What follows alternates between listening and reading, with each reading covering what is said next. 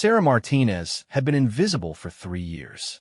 Every morning, she sat on the same corner of Fifth Street, wrapped in layers of worn clothing that masked her true identity.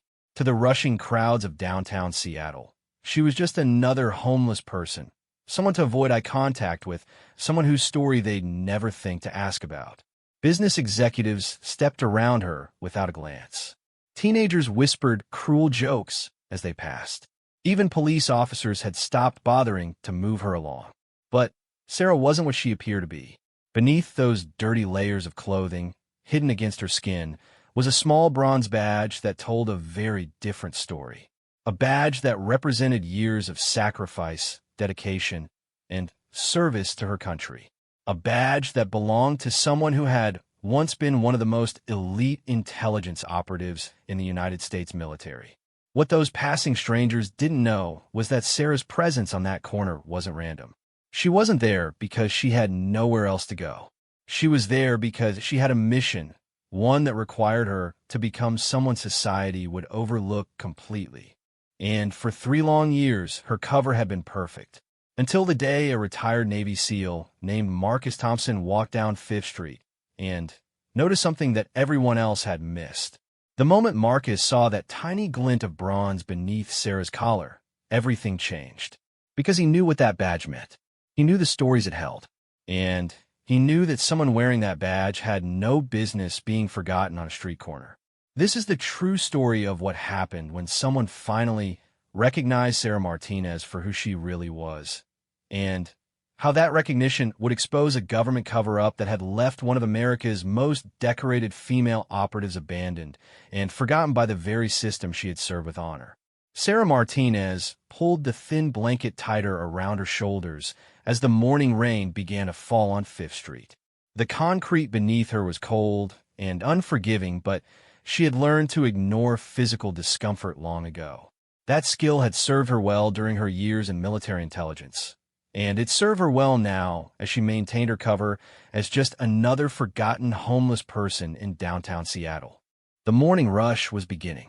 Thousands of people would walk past her corner today, just as they had for the past 3 years. Lawyers heading to their offices in press suits, their phones glued to their ears. Students from a nearby university, backpacks heavy with books and dreams. Shoppers carrying expensive coffee and designer bags. They all had one thing in common. None of them would really see her. That invisibility was exactly what Sarah needed. But some days, like today, it felt heavier than others. She watched a mother hurry past with her young daughter, who pointed at Sarah with innocent curiosity until her mother quickly pulled her hand down and whispered something about not staring. The little girl's face showed confusion rather than judgment, and Sarah felt a familiar ache in her chest. The rain picked up, and most people opened umbrellas or quickened their pace. Sarah reached into the shopping cart beside her and pulled out a piece of cardboard, holding it over her head. Inside that same cart, hidden beneath layers of collected bottles and newspapers, was a waterproof bag containing the only possessions that truly mattered to her. Her real identification, a few photographs, and, most importantly, a bronze badge that told the story of who she really was.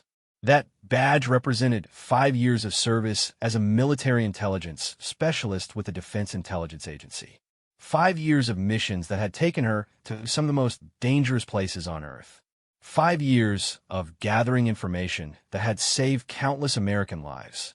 She had been one of only 12 women ever selected for the Deep Cover program, and one of only 3 to complete it successfully. Sarah's specialized training had prepared her for languages, combat, surveillance, and psychological operations. She spoke 4 languages fluently and could blend into almost any environment. Her psychological profile had identified her as someone with an exceptional ability to maintain false identities for extended periods, a skill that was now being tested in ways her trainers had never imagined. The mission that had brought her to this corner began 6 years ago with intelligence about a domestic terrorism cell operating in the Pacific Northwest. The group called itself the American Liberation Front, and they had been planning attacks on federal buildings, military installations, and high-profile public events. Traditional surveillance methods had failed because the group was extremely cautious about new members and used sophisticated counter-surveillance techniques. Sarah's assignment had been to establish a long-term cover identity that would allow her to observe and eventually infiltrate the organization. The homeless persona was perfect because it provided mobility, invisibility, and a logical reason to be in different locations throughout the city. People experiencing homelessness were part of the urban landscape that most citizens and even law enforcement overlooked, making them ideal for surveillance work. For the first 18 months of her mission, the cover worked perfectly. Sarah had identified several members of the terrorism cell, documented their meeting locations, and begun to understand their structure and planning methods. She had prevented 3 separate attacks by feeding information back to her handlers through carefully orchestrated dead drops and coded messages. But then something had gone wrong. Terribly wrong. The problem began when Sarah's handler, Agent David Morrison, had been transferred without warning. Her new handler, Agent Linda Hayes, had a very different approach to the mission. Where Morrison had been cautious and methodical, Hayes was aggressive and impatient. She wanted faster results and began pushing Sarah to take greater risks. The turning point came during what should have been a routine information exchange. Sarah had discovered that the American Liberation Front was planning to bomb the federal courthouse during a high-profile terrorism trial. The attack would have killed dozens of people, including federal judges, prosecutors, and innocent civilians attending the proceedings.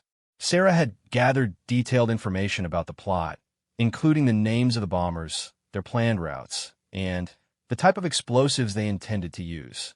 She had arranged to pass this information to Agent Hayes through their established protocol.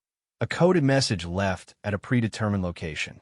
But when Sarah arrived at the dead drop location, she found federal agents waiting for her. Not her own people, but agents she didn't recognize, wearing tactical gear and treating her like a suspect rather than an asset. They zip-tied her hands, threw her into an unmarked van, and drove her to a facility she had never seen before. The interrogation that followed lasted for 3 days. They accused her of being a double agent, of working with the very terrorists she had been investigating. They claimed to have evidence that she had been feeding information to the American Liberation Front and helping them avoid capture. When Sarah demanded to speak with Agent Hayes or anyone from her chain of command, they told her that Agent Hayes had reported her as a rogue operative who had gone dark. The accusations were absurd, and Sarah knew that any reasonable investigation would prove her innocence. But reasons seemed to be in short supply. The agents interrogating her appeared to be working from incomplete or deliberately falsified information. They showed her photographs that had been taken out of context, communication records that had been edited, and financial documents that she had never seen before. On the 4th day, everything changed again. The same agents who had been treating her as a traitor suddenly released her without explanation. They didn't apologize, didn't acknowledge their mistake, and didn't provide any information about what had happened. They simply drove her back to the area where they had picked her up and told her to forget the entire incident. But Sarah couldn't forget. And more importantly, she realized that she couldn't trust her own agency anymore. Someone had set her up, and she didn't know who or why. Her mission had been compromised, her cover identity was potentially blown, and her safety was in question. The smart thing to do would have been to break cover immediately and demand a full investigation. Instead, Sarah made a decision that would define the next 3 years of her life. She decided to stay in character and continue the mission on her own terms. She would find out who had betrayed her, gather evidence of the corruption in her own agency, and complete her original assignment to stop the American Liberation Front. The challenge was that she could no longer rely on official support. No safe houses, no backup, no handlers, and no resources beyond what she could obtain while maintaining her homeless cover. She was entirely on her own, with nothing but her training, her determination, and the small bronze badge she kept hidden as a reminder of who she really was. The first few months of going solo were the hardest. Sarah had to develop new methods for gathering intelligence without agency support. She learned to use public computers at libraries to research her targets. She established new hiding places for sensitive documents and evidence. She created alternative communication methods that didn't rely on official channels. Most challenging of all, she had to maintain her psychological stability while living a life that society viewed with contempt and disgust. The homeless persona that had once been a clever disguise became a daily reality of hunger, cold, harassment, and constant vulnerability. She slept in doorways, ate from garbage cans when necessary, and endured the casual cruelty of people who saw her as less than human. But Sarah's military training had prepared her for hardship, and her intelligence background had taught her patience. She knew that the most important missions often required personal sacrifice, and she was willing to pay that price to see this through to the end. Every day that she maintained her cover brought her closer to understanding the conspiracy that had destroyed her career and put innocent lives at risk. The American Liberation Front remained active during this period, but their activities had changed significantly. The leadership structure that Sarah had identified earlier seemed to have been dismantled, but new players had emerged. More concerning, these new players appeared to have access to inside information about federal law enforcement activities, information that suggested they had sources within the government. Sarah began to suspect that the same corruption that had targeted her was also enabling the terrorists she was supposed to stop. The realization was both terrifying and motivating. If she was right, then her mission had evolved from simple counterterrorism surveillance to exposing a conspiracy that reached into the highest levels of the intelligence community. As her second year on the streets began, Sarah had gathered substantial evidence about both the terrorist network and the government corruption that was protecting it. She had documented meetings between known terrorists and individuals who appear to be federal agents. She had photographed license plates, recorded conversations, and collected documents that painted a picture of systematic betrayal. But she still had no way to safely report her findings. The normal channels had been compromised, and she couldn't risk approaching anyone in law enforcement without knowing who could be trusted. She needed an ally, someone with both the credentials to be believed and the integrity to act on what she had discovered. That ally would finally appear on a rainy Tuesday morning in her third year on the streets, in the form of a retired Navy SEAL who would change everything by noticing what everyone else had missed. Marcus Thompson had learned to notice details that other people missed during his 12 years as a Navy SEAL. It was a habit that had kept him alive through 4 combat deployments and countless dangerous missions. Even now, 3 years into retirement, he couldn't walk down a street without automatically cataloging potential threats, escape routes, and anomalies that didn't fit the normal pattern of civilian life. That Tuesday morning in October, Marcus was walking to his appointment with a Veterans Affairs counselor when something about the homeless woman on 5th Street caught his attention. At first glance, she looked like dozens of other people experiencing homelessness that he had seen in downtown Seattle. Dirty clothing, a shopping cart full of possessions, and the defeated posture that came from society's constant rejection. But Marcus is trained, I picked up subtle details that most people would never notice. Despite her disheveled appearance, the woman's boots were in remarkably good condition. Military-grade tactical boots that cost several $100s and were designed for serious field work. Her posture, while appearing slouched and defeated, actually showed signs of someone maintaining situational awareness. Her eyes tracked pedestrian traffic patterns and potential threats with the automatic precision of someone with security training. Most intriguingly, when a police cruiser drove slowly past her corner, Marcus noticed that she didn't react with the nervous anxiety typical of people who had been repeatedly hassled by law enforcement. Instead, she displayed the calm, controlled observation of someone who was professionally accustomed to law enforcement presence. Marcus slowed his pace and found a reason to stop at the coffee cart across the street, where he could observe the woman more carefully. His military experience had taught him to trust his instincts when something felt off, and Everything about this situation felt deliberately constructed rather than authentically desperate. During his 20-minute observation, Marcus noticed additional details that confirmed his suspicions. The woman's hygiene, while obviously compromised by her circumstances, showed signs of someone who maintained basic health standards despite lacking access to normal facilities.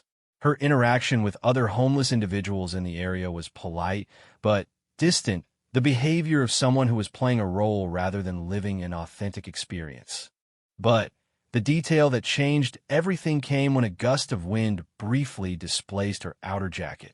For just a moment, Marcus caught a glimpse of something metallic pinned to her inner clothing.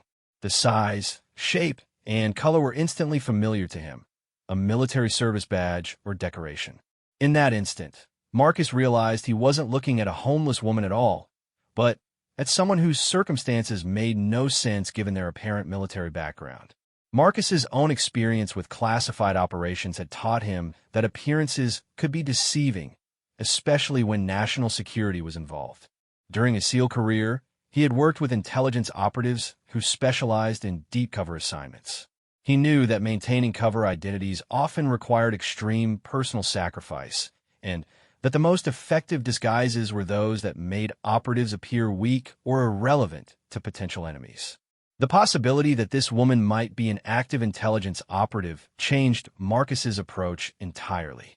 Rather than confronting her directly, which could compromise her mission or put her in danger, he decided to establish indirect contact and let her decide whether to reveal her true identity. Marcus purchased 2 cups of coffee from the cart and walked slowly toward the woman's corner. As he approached, he made sure his movements were non-threatening and his body language indicated peaceful intent. When he was about 10 feet away, he spoke in a voice loud enough for her to hear, but quiet enough to avoid attracting attention from other pedestrians. The words he chose were carefully calculated to convey his military background without revealing too much information to potential observers. Instead of offering her charity or expressing sympathy, Marcus simply said that he was a veteran and wondered if she needed someone to talk to who would understand military service. Sarah's reaction confirmed Marcus's suspicions immediately. Instead of the grateful or confused response he would have expected from a genuinely homeless veteran, she displayed the instant threat assessment and strategic thinking of someone with active intelligence training. Her eyes quickly scanned the area to determine if Marcus was alone, whether anyone was observing their interaction, and what his potential intentions might be. The conversation that followed lasted only a few minutes, but it established a foundation of mutual recognition and trust. Marcus identified himself as a retired SEAL without providing specific details about his service record. Sarah acknowledged being a veteran without revealing her actual branch of service or current status. They spoke in the careful, indirect language that military personnel use when they're not sure who might be listening. By the end of their brief interaction, both Marcus and Sarah understood that they were dealing with someone who shared their professional background and commitment to protecting American interests. Marcus gave Sarah his business card, which listed only his name and a phone number, and told her that he was available if she ever needed assistance with veteran services or just wanted someone to talk to who understood military life. Sarah accepted the card and thanked him for his kindness, but Marcus could see in her eyes that she was already thinking about how this contact might fit into whatever larger situation she was managing. He walked away knowing that she would call him when and if she decided that his help would be useful to her mission. That call came 3 days later, at 11 o'clock on a Friday night. Marcus's phone rang once, hung up, then rang again, a simple code that indicated the caller wanted to establish secure communication. When Marcus answered, Sarah's voice was calm and professional, but he could hear the stress and exhaustion that came from years of high-pressure operation.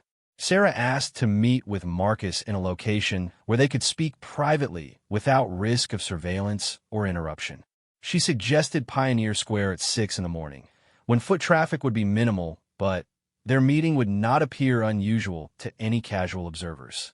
Marcus agreed immediately, understanding that she had chosen the time and location carefully to balance security with plausible deniability. The meeting that took place in Pioneer Square would change both of their lives in ways neither could have anticipated. Sarah arrived first, maintaining her homeless appearance, but carrying herself with the alertness of someone preparing for a high-stakes negotiation. Marcus approached from a different direction, using the same counter-surveillance techniques he had learned during his special operations career. For the first few minutes, they maintained the fiction that this was a casual encounter between two veterans discussing service-related issues. But gradually, as Sarah assessed Marcus's trustworthiness and Marcus demonstrated his understanding of operational security, their conversation became more direct and honest. Sarah began by explaining that she was indeed an active intelligence operative, though she couldn't provide specific details about her agency or mission without violating security protocols. She told Marcus that her current assignment required her to maintain her cover identity for an indefinite period, but that she had encountered problems that made her mission more dangerous and complex than originally anticipated. Marcus listened without interruption, recognizing the careful language that intelligence professionals used when discussing classified operations. When Sarah finished her initial explanation, Marcus shared his own background in special operations and his current work with veteran advocacy organizations. He emphasized that his motivation for helping was purely patriotic. He believed that American intelligence operatives deserve support when they were serving their country under difficult circumstances. The conversation that followed revealed the depth of Sarah's isolation and the magnitude of the challenges she was facing. She described 3 years of living on the streets while gathering intelligence about domestic terrorism threats and government corruption. She explained how her own agency had turned against her based on false accusations, leaving her without official support or resources. Most importantly, Sarah revealed that she had gathered substantial evidence about a conspiracy that connected domestic terrorists with corrupt elements within the federal law enforcement and intelligence communities. She had documented meetings, recorded conversations, and photographed evidence that proved American officials were actively protecting and enabling terrorist activities in exchange for money and political influence. Marcus understood immediately that Sarah's situation was far more serious than he had initially realized. She wasn't just an undercover operative maintaining cover for a routine mission. She was a whistleblower who had uncovered systematic treason, and her life was likely in danger from both the terrorists she was investigating and the government officials who were protecting them. The evidence Sarah described could potentially prevent future terrorist attacks and expose corruption at the highest levels of government. But it could also make her a target for elimination by people with both the motivation and resources to silence her permanently. Marcus realized that helping Sarah would mean entering a dangerous world of conspiracy and betrayal that could threaten his own safety and freedom. Despite the risks, Marcus never hesitated in his decision to support Sarah's mission. His military oath had included a promise to defend the Constitution against all enemies, foreign and domestic, and that oath didn't expire when he left active service. If Sarah's evidence could expose domestic enemies and prevent terrorist attacks, then helping her was both a patriotic duty and a moral obligation. Marcus's first priority was ensuring Sarah's immediate safety and security. Her homeless cover provided excellent camouflage, but it also left her vulnerable to violence, weather, and health problems that could compromise her ability to complete her mission. Marcus offered to provide her with resources for food, shelter, communication, and medical care without requiring her to break cover or reveal her true identity to anyone else. More importantly, Marcus offered to serve as Sarah's liaison with trustworthy elements of the veteran community, law enforcement, and political establishment. His contacts in these areas could provide Sarah with potential allies who had both the credentials to be believed and the integrity to act on her intelligence without compromising her safety or mission. The partnership that began that morning in Pioneer Square would evolve over the following weeks into a sophisticated support network designed to help Sarah complete her mission while protecting her from the enemies who wanted to silence her. Marcus would provide operational support. Sarah would continue gathering intelligence, and Together, they would work to expose a conspiracy that threatened the security and integrity of the United States government. But first, they needed to understand exactly who they were fighting against and how deep the corruption really went. The evidence Sarah had gathered over 3 years was extensive, but it needed to be organized, verified, and presented in a way that would convince skeptical officials and protect innocent lives. That process would reveal enemies in places neither Marcus nor Sarah had expected, and force them to make decisions that would test their courage, loyalty, and commitment to justice. The abandoned warehouse that Marcus had secured for their evidence review meeting was located in an industrial area south of downtown Seattle, far from the foot traffic and surveillance cameras that made downtown locations risky for sensitive discussions. The building had been empty for 2 years, but Marcus's contacts in the veteran construction community had helped him ensure it had electricity, heat, and secure communications equipment necessary for their work. Sarah arrived at the warehouse carrying 2 large duffel bags that contained 3 years' worth of carefully gathered intelligence. Despite her homeless appearance, she moved with the precision and caution of someone transporting classified materials. Marcus watched her approach through night vision binoculars, confirming that she hadn't been followed and that the area remained secure. The transformation that took place when Sarah finally dropped her cover identity was remarkable. Within minutes of entering the secure location, she had changed into clean military-style clothing that Marcus had provided, washed away the dirt and grime that had been part of her disguise, and revealed herself as a sharp, professional intelligence operative in her early 30s. The defeated posture and vacant expression she had maintained on the streets were replaced by the alert confidence of someone accustomed to handling high-stakes operations. Marcus had prepared the warehouse with multiple work surfaces, computer equipment, and organizational materials that would allow them to properly examine and categorize Sarah's evidence. He had also installed counter-surveillance equipment to ensure their activities couldn't be monitored by hostile forces, and communication gear that would allow them to contact trusted allies when they were ready to act on their findings. The evidence that Sarah had collected was far more extensive and damaging than Marcus had expected. She had organized her materials into 3 main categories: intelligence about the American Liberation Front terrorist organization, documentation of government corruption and cover-ups, and evidence connecting the 2 conspiracies into a single, coordinated threat to national security. The terrorist intelligence filled 4 large binders with photographs, surveillance notes, recorded conversations, and copy documents that painted a detailed picture of a sophisticated domestic terrorism network. Sarah had identified more than 30 active members of the organization, documented their meeting locations and safe houses, and recorded their discussions about planned attacks on federal facilities, military installations, and public events. Most disturbing were the attack plans that Sarah had uncovered during her 3 years of surveillance. The American Liberation Front had developed detailed strategies for bombing federal courthouses, assassinating federal judges and prosecutors, attacking military recruitment centers, and disrupting major public gatherings like sporting events and political rallies. Their goal was to create enough chaos and fear to destabilize the federal government and inspire similar groups to launch coordinated attacks across the country.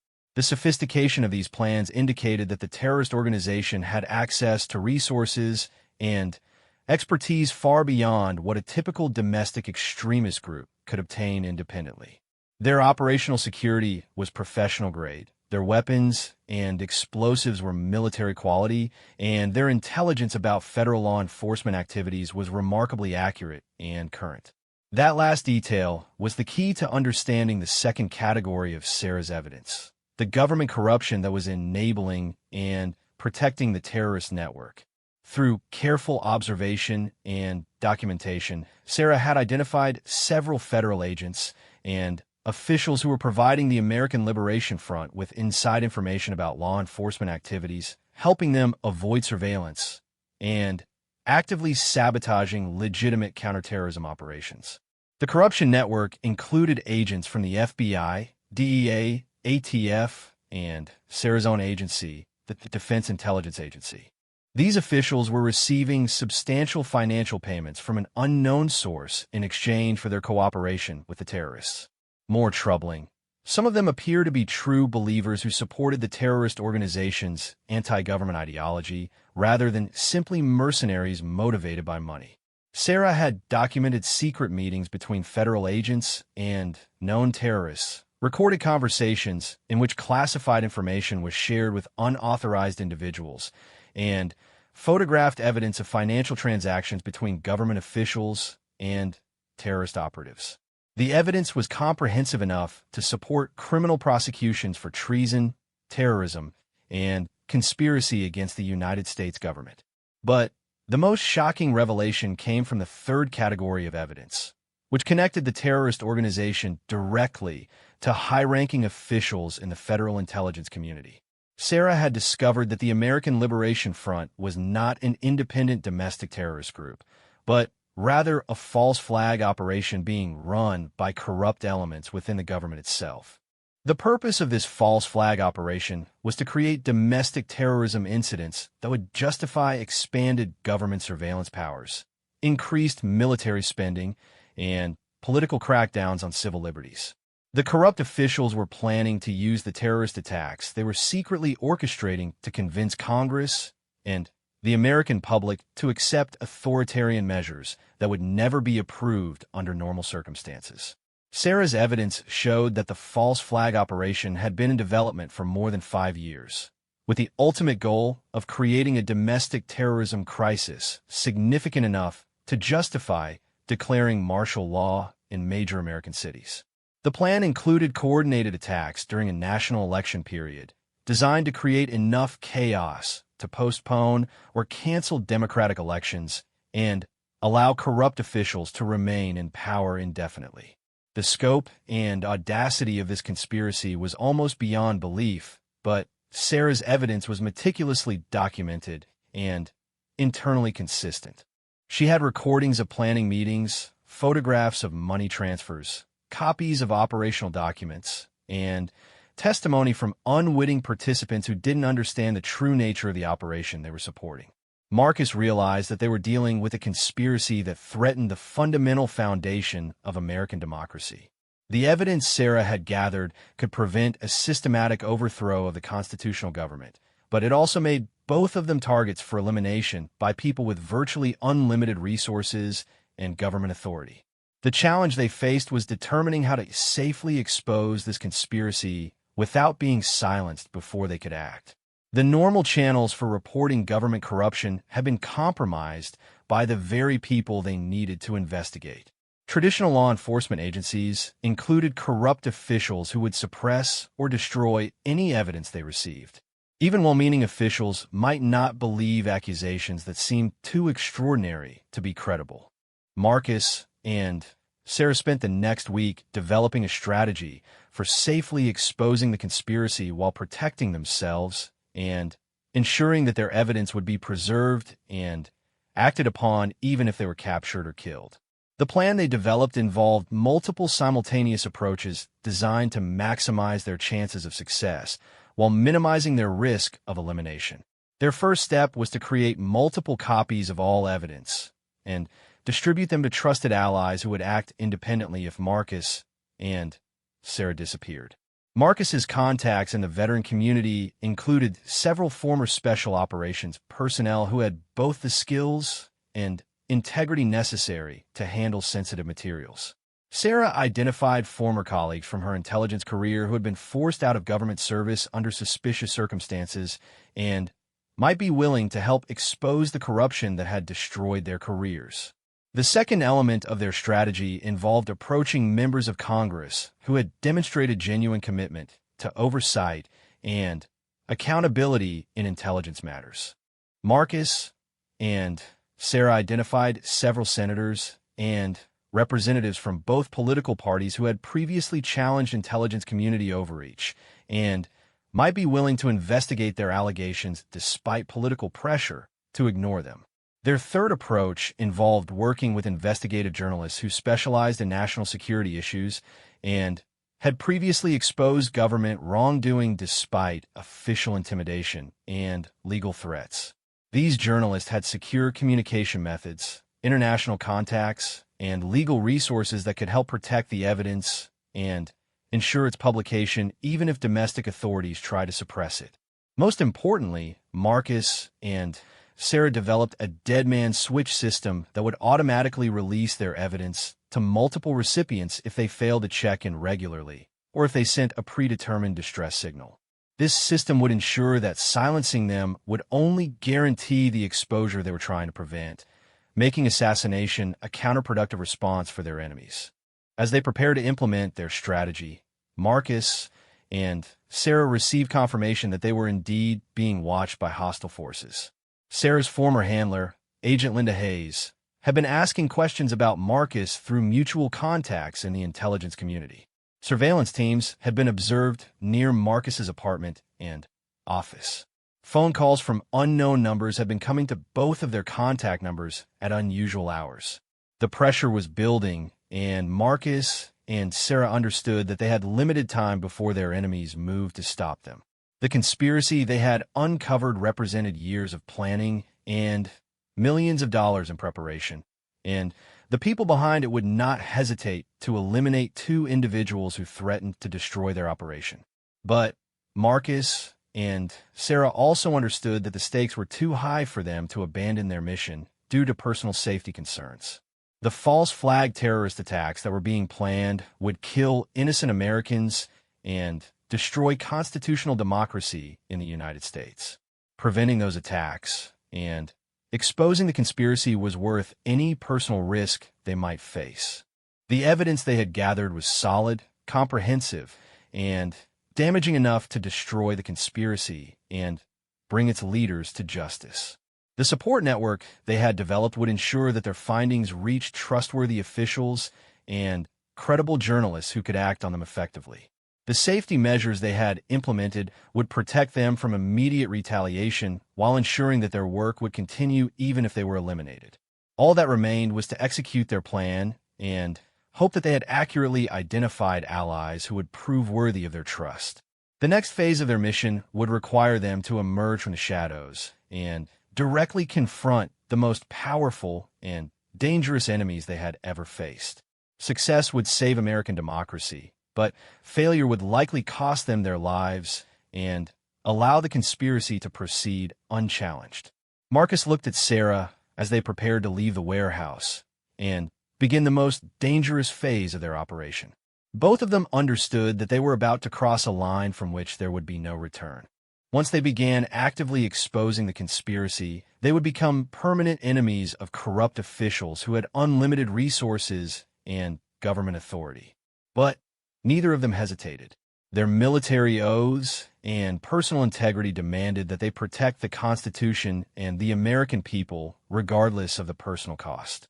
The evidence was clear, the stakes were enormous, and the time for action had come. In the next few days, they would discover whether their courage and preparation were sufficient to defeat a conspiracy that threatened everything they had sworn to protect. The first attempt to silence Marcus and Sarah came at 3 in the morning on a Tuesday, exactly 48 hours after they had initiated contact with their target allies in Congress, journalism, and law enforcement. Marcus's military instincts woke him seconds before the lock on his apartment door was quietly breached by professionals using advanced entry tools. Marcus had been expecting this possibility and had prepared accordingly. His apartment was equipped with early warning systems, multiple escape routes, and defensive measures that would give him time to evacuate while gathering essential materials. More importantly, he had been sleeping in tactical clothing with his go bag positioned for immediate departure. The intruders were clearly professionals. They moved with coordinated precision, used night vision equipment, and maintained radio silence that indicated sophisticated planning. But Marcus's SEAL training had prepared him for exactly this type of situation. He used the building's ventilation system to reach the roof, then accessed a predetermined escape route that took him through 3 different buildings before emerging 6 blocks away. Sarah's situation was more challenging because her homeless cover made her vulnerable to approaches that would be obviously suspicious if directed at someone with Marcus's resources and security awareness. The attack on her position came in the form of a fake police sweep designed to remove homeless individuals from her corner while separating her from other potential witnesses. The men approaching Sarah wore police uniforms and carried official-looking identification, but Sarah's intelligence training allowed her to identify several details that marked them as imposters. Their radio procedures were incorrect, their vehicle license plates didn't match standard police patterns, and, most importantly, their tactical movements were more characteristic of military special operations than civilian law enforcement. Sarah's response demonstrated why she had been selected for deep cover intelligence work. Rather than fleeing obviously and confirming their suspicions about her true identity, she maintained her homeless persona while using the crowd of other displaced individuals as cover for her escape. By the time the fake officers realized she had disappeared, she was already 3 blocks away and moving toward a predetermined safe house. The simultaneous attacks on both Marcus and Sarah confirmed that their enemies had substantial resources and were willing to use violence to prevent exposure of their conspiracy. But the attacks also revealed important intelligence about their opponents' capabilities and methods, information that Marcus and Sarah could use to protect themselves and their allies in future encounters. More importantly, the attacks proved that their evidence was accurate and damaging enough to provoke desperate responses from powerful enemies. The conspiracy they had uncovered was real, the people behind it were dangerous, and the stakes were high enough to justify the risks they were taking to expose it. Marcus and Sarah regrouped at a safe house that Marcus had established through his veteran network, a cabin in the Cascade Mountains owned by a former special operations medic who understood the importance of operational security. The location was remote enough to prevent surveillance, defensible against small unit attacks, and equipped with secure communications gear that would allow them to coordinate with their allies without revealing their location.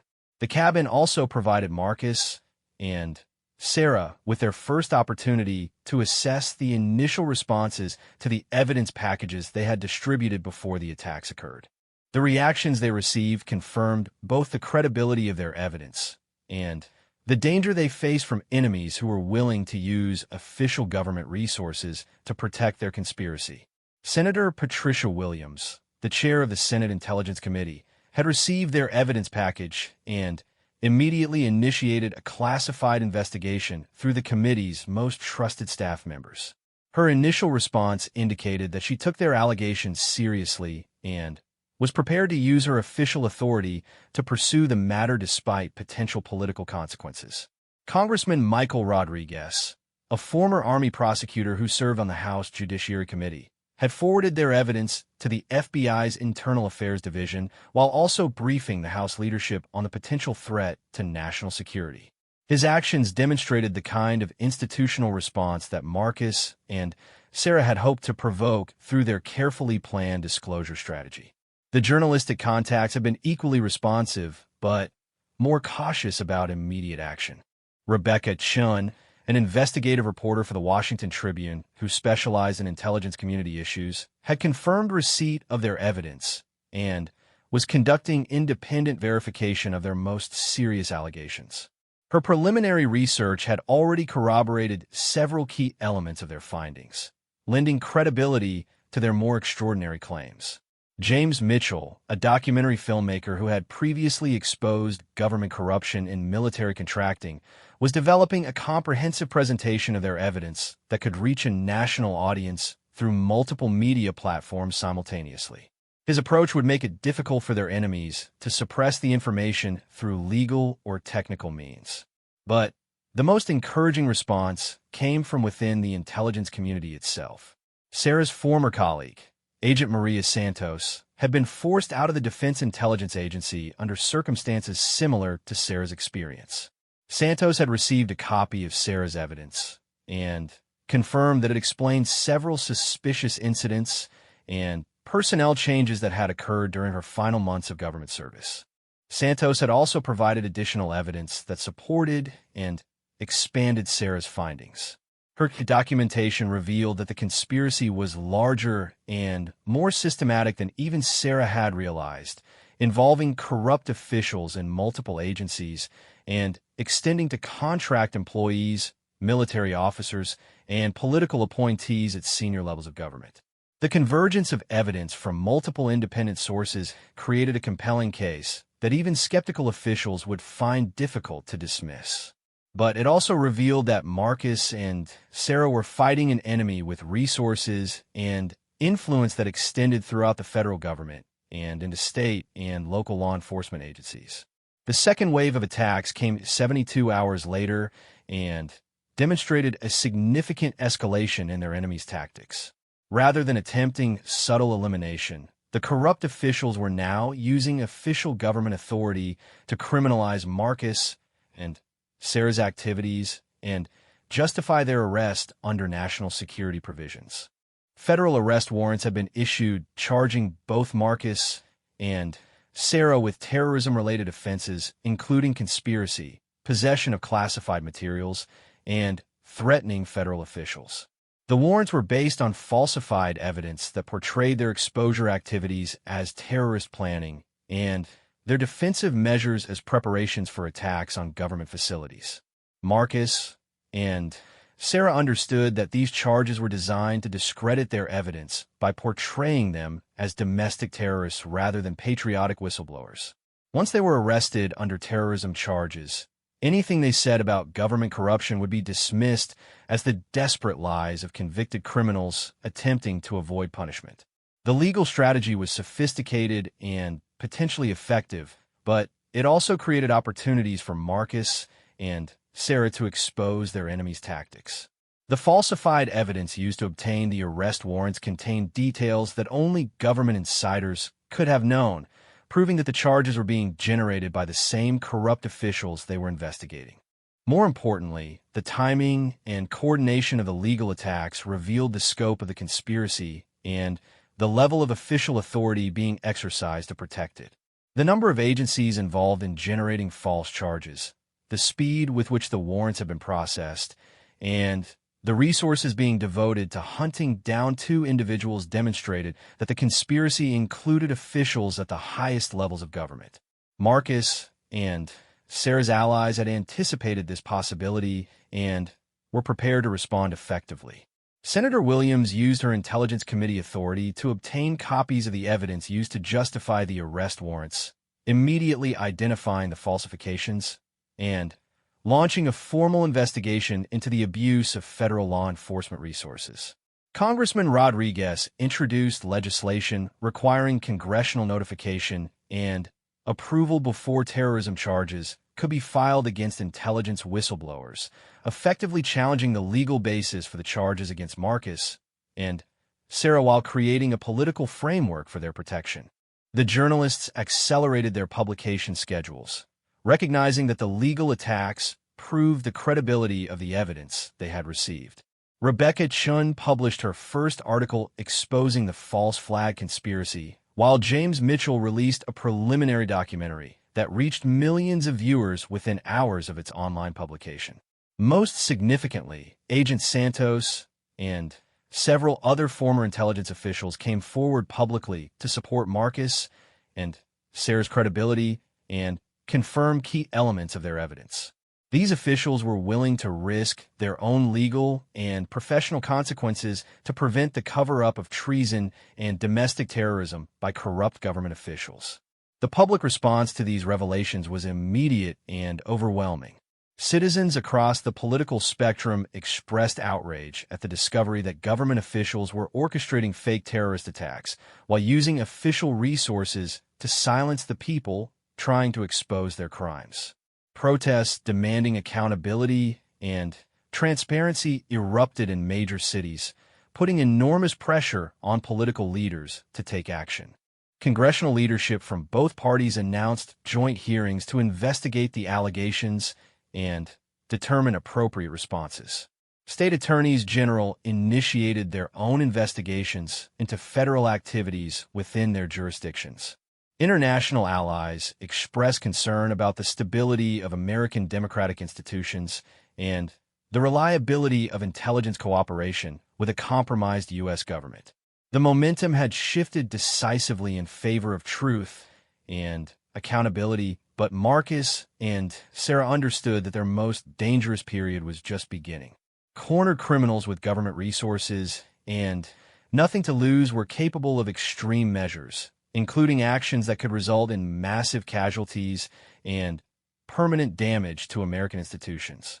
The final phase of their mission would require them to emerge from hiding and testify publicly about their evidence, despite knowing that their enemies would make every possible effort to prevent their testimony or discredit their credibility. The success of their operation now depended on their ability to survive long enough to complete their mission and ensure that justice was served. Marcus looked at the news coverage of the growing political crisis and realized that he and Sarah had accomplished something remarkable. Two individuals with nothing but training, integrity, and determination had exposed a conspiracy that threatened the foundation of American democracy. Their evidence was being examined by trustworthy officials, their allegations were being investigated by credible journalists, and their credibility was being supported by respected former colleagues. But the final outcome remained uncertain. The corrupt officials they had exposed still retained substantial power and resources, and they would use every available method to protect themselves and their conspiracy. The battle for truth was far from over, and its conclusion would determine whether American democracy survived its greatest internal threat since the Civil War. The congressional hearing room was packed beyond capacity on the morning that Sarah Martinez finally emerged from 3 years of hiding to tell her story to the American people. Security was unprecedented, with federal marshals, Capitol Police, and military personnel forming multiple protective rings around the building. The corrupt officials Sarah was exposing had made specific threats against both her life and the lives of the congressional representatives who were protecting her. Sarah walked into that hearing room, wearing her full military dress uniform for the first time in nearly 4 years. The bronze badge that had been hidden beneath homeless rags was now prominently displayed alongside her other military decorations, including the Defense Superior Service Medal, the Joint Service Commendation Medal, and the Combat Action Badge that documented her service in classified operations overseas. The transformation was remarkable, but what struck observers most powerfully was the quiet dignity and professional competence that Sarah demonstrated despite everything she had endured. Her testimony was delivered with the precision and authority of someone who had lived every word she spoke, and whose evidence was so comprehensive and well documented that even hostile questioners could not challenge its credibility. Sarah's opening statement lasted 90 minutes and provided a chronological account of her mission, the conspiracy she had uncovered, the betrayal she had experienced from her own agency, and the 3 years she had spent gathering evidence while living on the streets. She spoke without notes, displaying the kind of detailed recall that only comes from personal experience and careful preparation. The evidence she presented was devastating in its scope and specificity. Sarah provided names, dates, locations, and documentation for every allegation she made.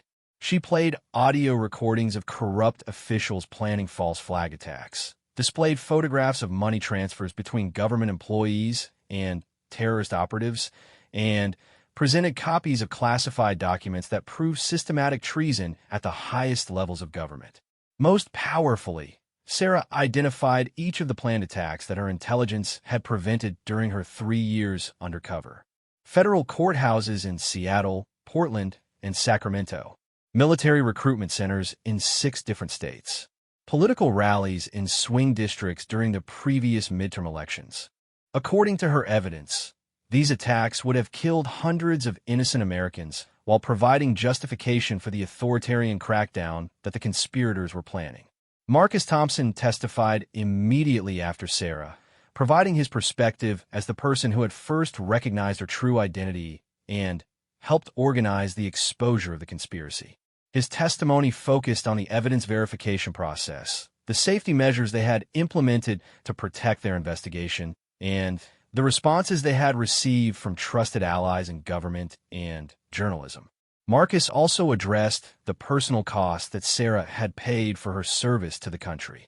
3 years of homelessness had damaged her health, destroyed her personal relationships, and left her with psychological trauma that would require years of treatment to overcome.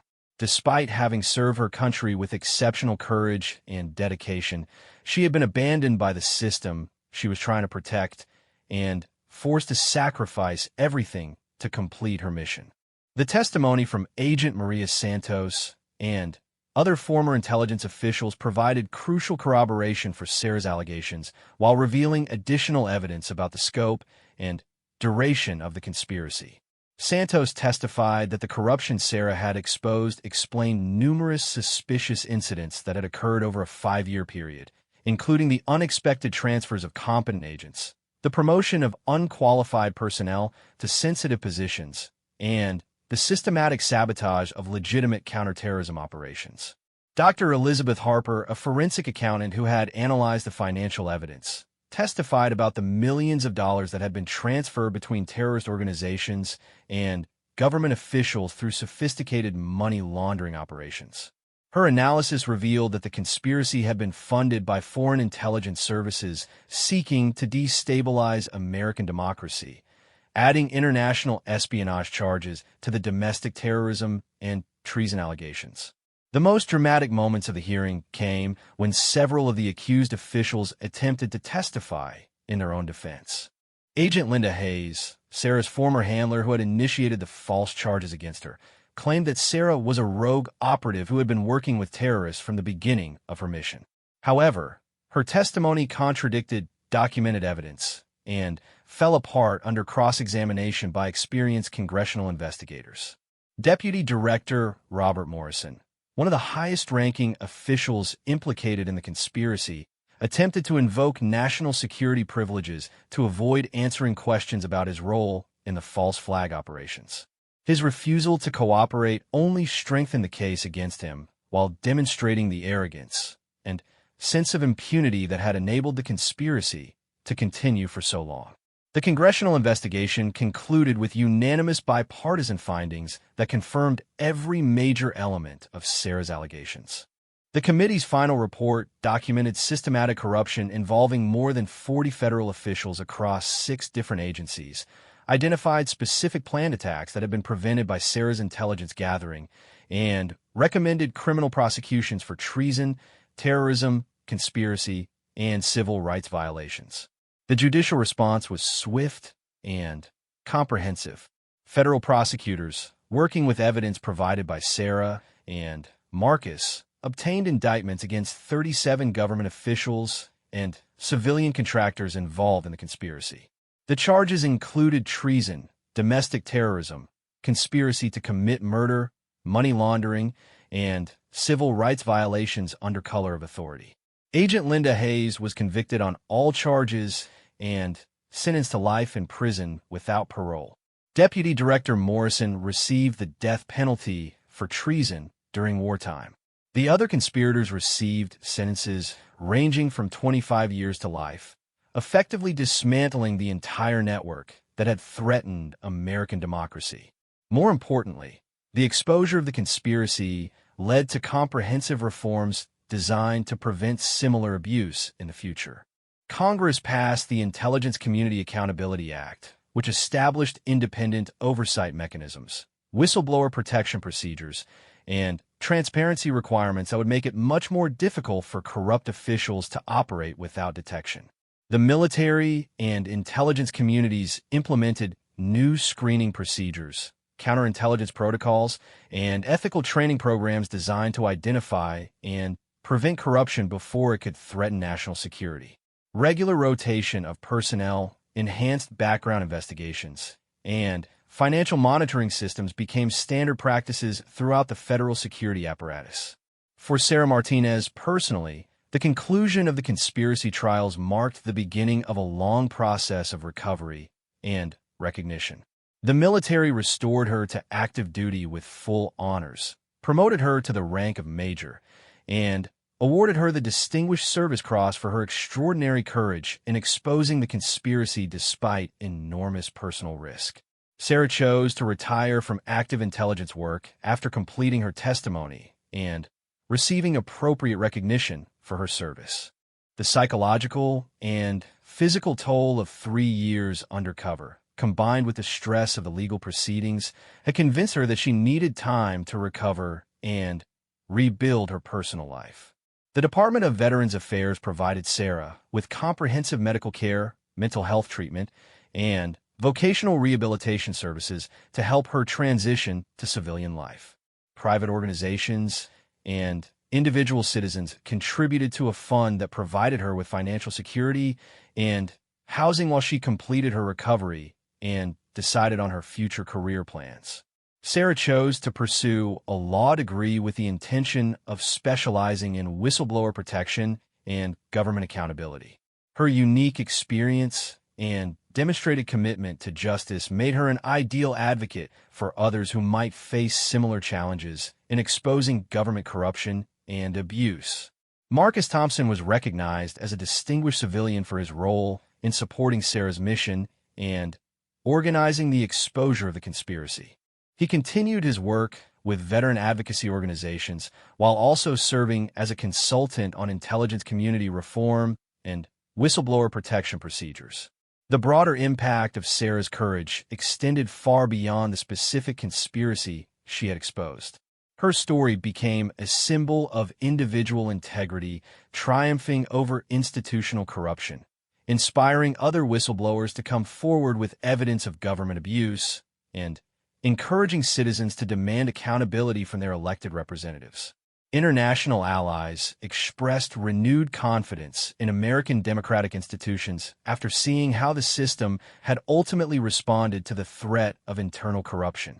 The transparency and thoroughness of the congressional investigation, combined with the comprehensive legal proceedings against the conspirators, demonstrated that American democracy remained resilient despite the serious challenges it had faced.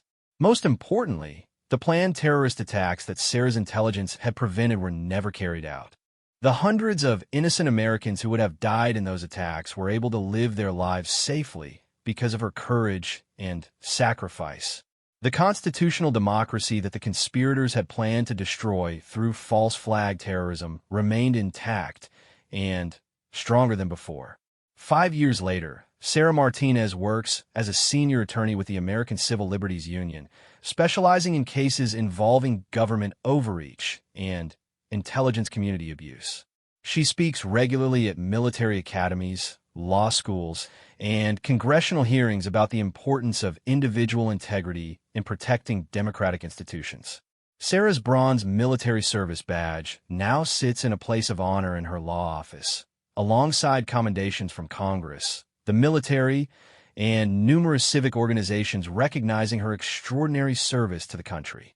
But the recognition she values most is the simple knowledge that her sacrifice prevented terrorist attacks and protected American democracy during one of its greatest internal threats.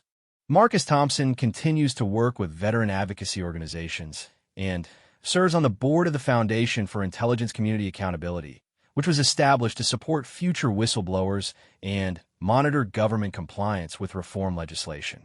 He maintains regular contact with Sarah and considers their partnership to have been the most important work of his life.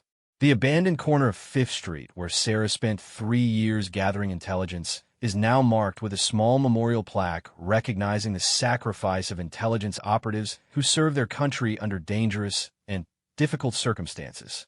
The plaque doesn't mention Sarah by name, in keeping with intelligence community traditions, but those who know the story understand its significance.